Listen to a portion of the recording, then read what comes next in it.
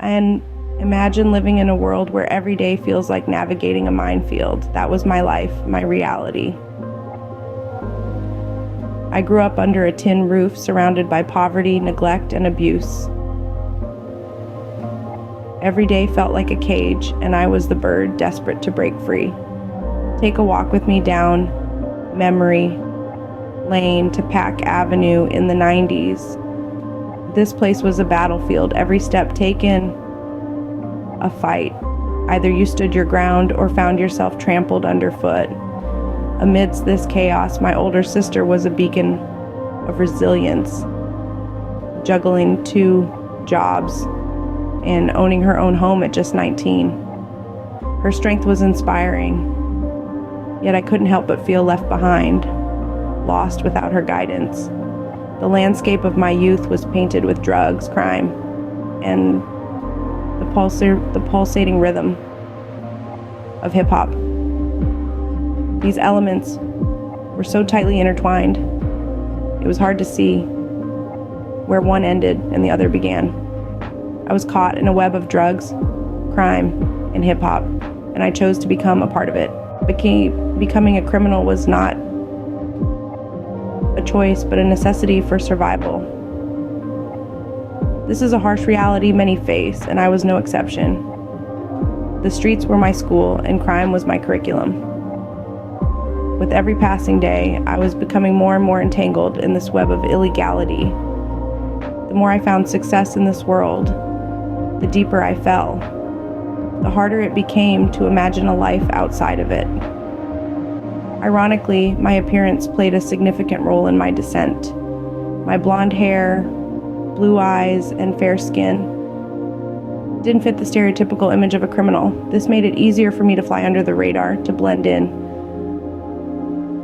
to continue on this path, but it also made it harder to escape, to break free from the chains of this life. The saddest part was I was good at it because I didn't fit the stereotype. Life has a way of throwing curveballs, and mine came in the form of my younger sister.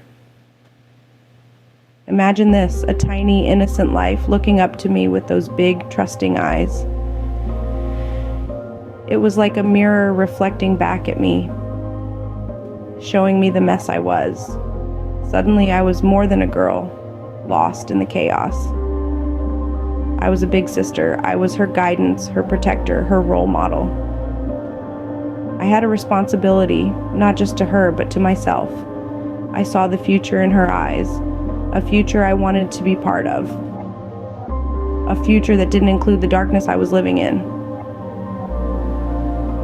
It was a moment of clarity, like the fog lifting on a cold morning. I knew I had to change for her, for me.